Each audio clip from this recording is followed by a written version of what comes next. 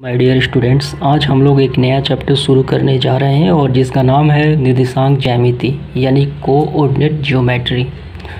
तो ये class 9th और 10th दोनों के लिए है, यानी क्लास 9th के लिए विद्यार्थियों के लिए जितना महत्वपूर्ण है, क्लास 10th के लिए विद्यार्थियों के लिए उतना ही महत्वपूर्ण है। तो ये चैप्टर तो होता तो बहुत ही आसान है, लेकिन कुछ विद्यार्थियों को ये समझ में नहीं आता। तो इसका मुख्य कारण है कि जब शिक्षक बता रहे होते हैं तो वो बेसिक बातों को ध्यान नहीं देते हैं। तो आज हम यहाँ कोऑर्डिनेट ज्योमेट्री यानी निर्देशांक ज्यामिति के बेसिक बातों को यानी क्रमवार तरीके से, इसके मुख्य बिंदु को क्रमवार तरीके से अध्ययन करेंगे ताकि आपको बेहतर तरीके से समझ में आ जाए और सारे सवाल आप आसानी से सॉल्व कर सकें। तो चलिए स्टार्ट करते हैं कोऑर्डिनेट ज्योमेट्री। मैंने यहाँ निर्देशांक ज्यामिति के 6 प्रमुख बिंदुओं में विभक्त करा है, तो आप इसे देख सकते हैं। तो पहला है निर्देशांक ज्यामिति परिचय और उसके बाद ये सारे प्रमुख बिंदु हैं। तो टोटल 6 बिंदुओं पर हम क्रमवार तरीके से अध्ययन करेंगे। तो सबसे पहले देखते हैं निर्देशांक ज्यामिति परिचय। तो पहला है निर्देशांक ज्यामिति।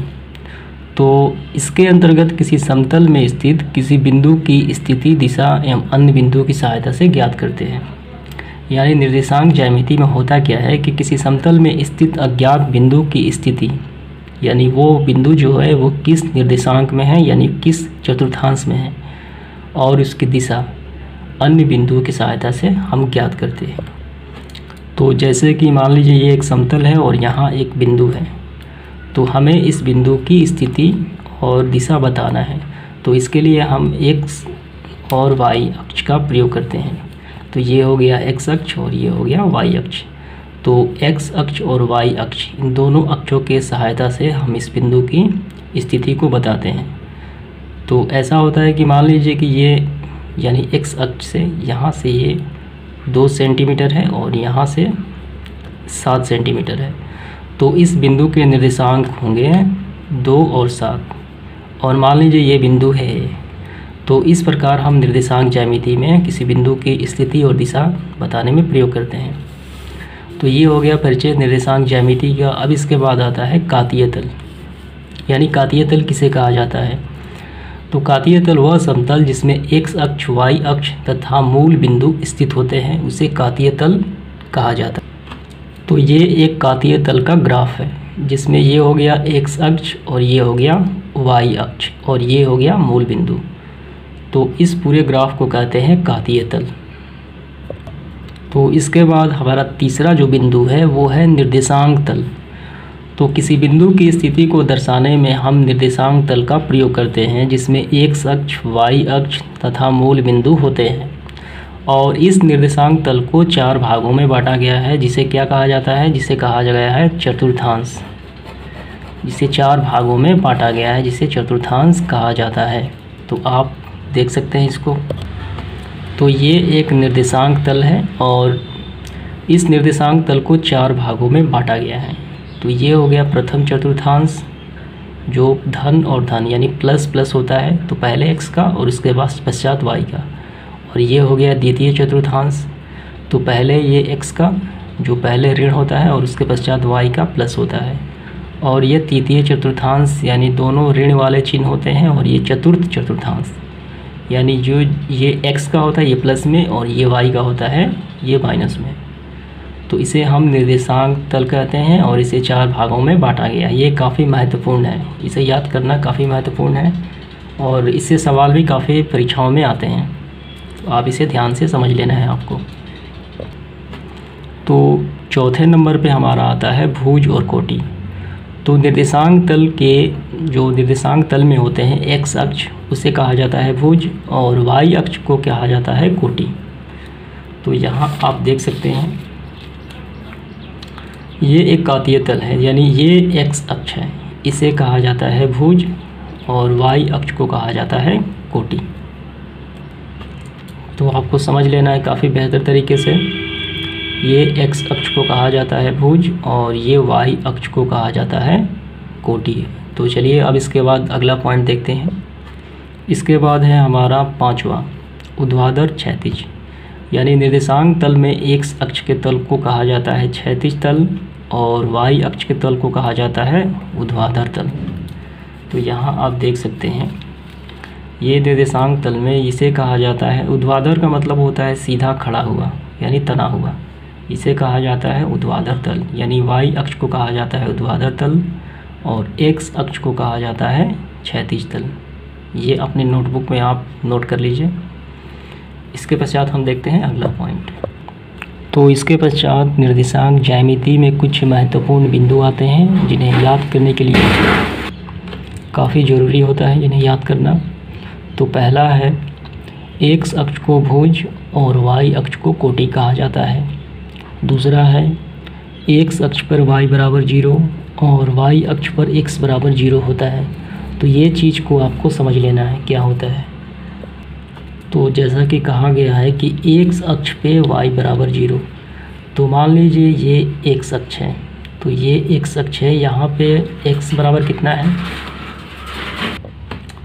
तो x अक्ष पे ये x का मान है 4, तो y का मान कितना है, तो y का मान है यहाँ पे 0, तो यहाँ पे होगा 4 और 0। तो एक और देखते हैं, यहाँ पे अगर देखें तो x अक्ष पे है 2 लेकिन y अक्ष पे क्या है, तो यहाँ पे है 0, तो ऐसे लिखेंगे 2 और 0, यानी x अक्ष पे y का मान 0 और y अक्ष पे x का मान 0। अगर ये हो गया y अक्ष, तो यहाँ y का मान है 5, ठीक, तो x का मान कितना है, तो x का मान है 0, तो यहाँ होगा 0 और 5। तो ठीक इसी प्रकार एक और देख लेते हैं, यहाँ y अक्ष पर x का मान है 0, यहाँ पे है 0, x का मान है 0 यहाँ पे, और y का मान कितना है, तो y का मान है 3, यानी 0 और 3 ऐसे लिखा जाएगा। x अक्ष पे यहाँ पे 0 और y अक्ष पे 3। तो उम्मीद करता हूँ ये जो पॉइंट है आपको समझ में आ गया होगा। इसके बाद किसी बिंदु का निर्देशांक लिखते समय हम एक्स वाई क्रम में लिखते हैं। तो पहले हम x का निर्देशांक लिखते हैं और उसके बाद y का निर्देशांक लिखते हैं।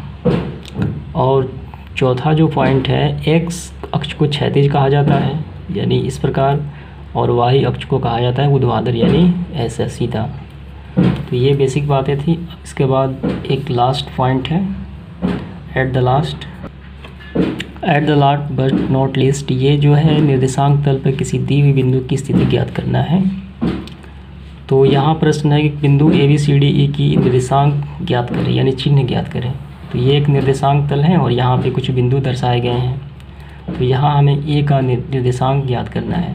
तो ये काफ़ी सिंपल है। तो हमें देखना होता है कि ए की स्थिति जो एक्स अक्ष पे कहाँ है।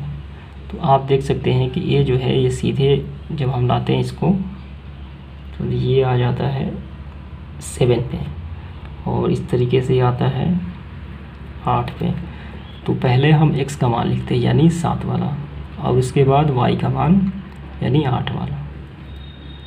तो ये हो गया भुज और ये हो गया कोटि, यानी x अक्ष को हम कहते हैं भुज और y अक्ष को कहते हैं कोटि। तो ये a का निर्देशांक हमें प्राप्त हुआ 7 और 8। तो ठीक इसी प्रकार c का निर्देशांक हमें ज्ञात करना है।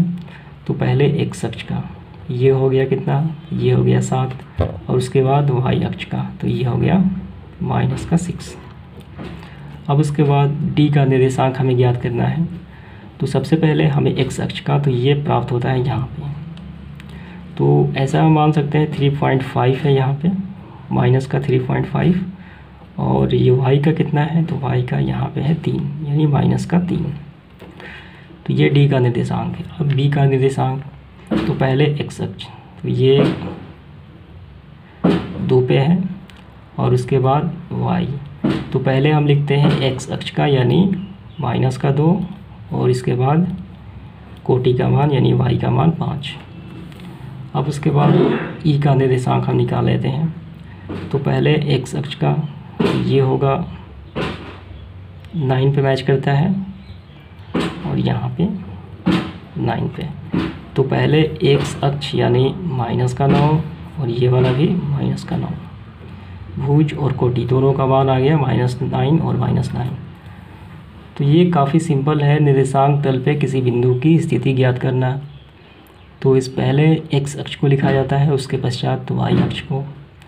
तो ये जो निर्देश कोऑर्डिनेट ज्योमेट्री थी जो क्लास 9th और 10th के लिए था। तो उम्मीद करता हूँ ये वीडियो आपको काफ़ी पसंद आया होगा।